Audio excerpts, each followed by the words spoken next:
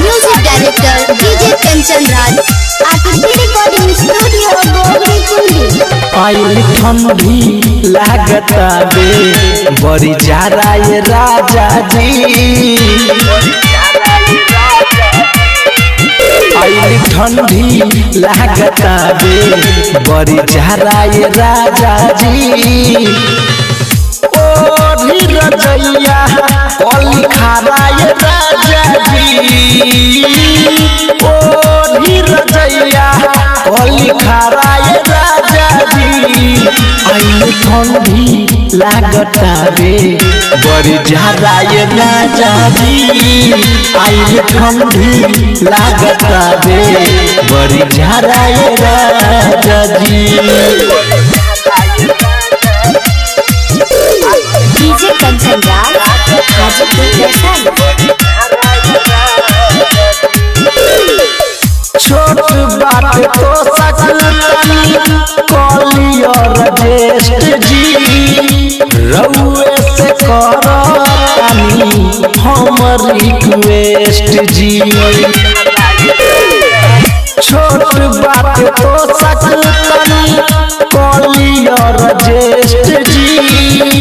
रउए से करतानी हम रिक्वेस्ट जी। लागे शीतल हरी हमके बाराए राजा जी। लागे शीतल हरी हमके बाराए राजा जी। आइल ठंडी लागता बे बड़ी जारा ये राजा जी। आइल ठंडी लागता बे बड़ी जारा ये राजा जी। Music director DJ Kanchan Raj.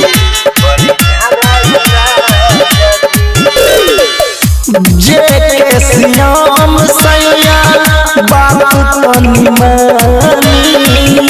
ऐसे जे रगरा पता छूटे लागी पानी। निसरा सनोज सैया बात हमर मानी।